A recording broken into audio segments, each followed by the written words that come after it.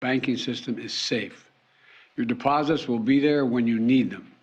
Small businesses across the country, the deposit accounts at these banks can breathe easier knowing they'll be able to pay their workers and pay their bills.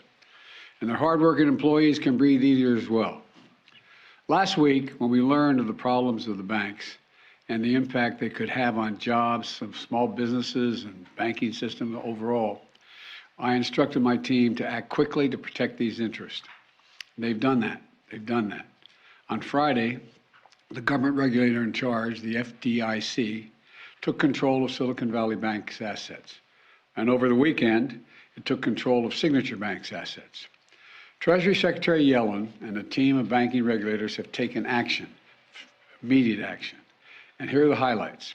First, all customers who had deposits in these banks can rest assured, rest assured they'll be protected and they'll have access to their money as of today.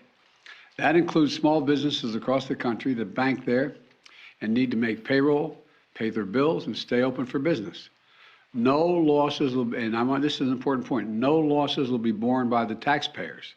Let me repeat that. No losses will be borne by the taxpayers.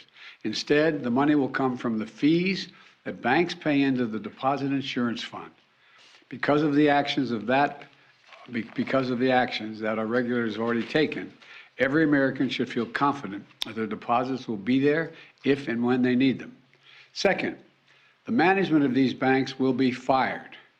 If the bank is taken over by FDIC, the people running the bank should not work there anymore. Third, investors in the banks will not be protected. They knowingly took a risk, and when the risk didn't pay off, investors lose their money. That's how capitalism works. And fourth, there are important questions of how these banks got into the circumstance in the first place. We must get the full accounting of what happened and why those responsible can be held accountable. In my administration, no one is above the law.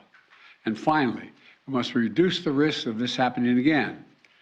During the Obama-Biden administration, we put in place tough requirements on banks like Silicon Valley Bank and Signature Bank, including the Dodd-Frank law to make sure that the crisis we saw in 2008 would not happen again.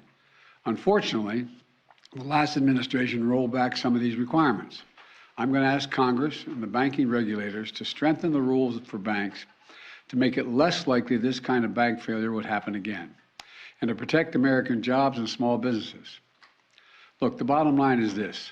Americans can rest assured that our banking system is safe. Your deposits are safe. Let me also assure you we will not stop at this. We'll do whatever is needed. On top of all this, let's also take a look at a moment to put the situation in a broader context. We've made strong economic progress in the past 2 years. We've created more than 12 million new jobs, more jobs in 2 years than any president has ever created in a single 4-year term.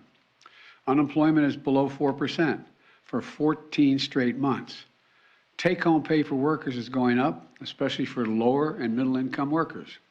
And we've seen record numbers of people apply to start new businesses, more than 10 million of them, more than 10 million applications over the last 2 years starting businesses. Now we need to keep this progress going. That's what swift action that my administration over the past few years is all about.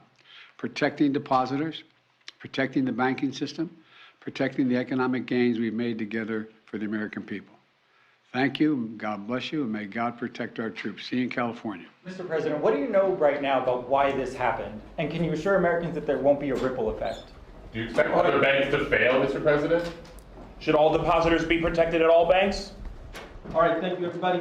In-town travel pool.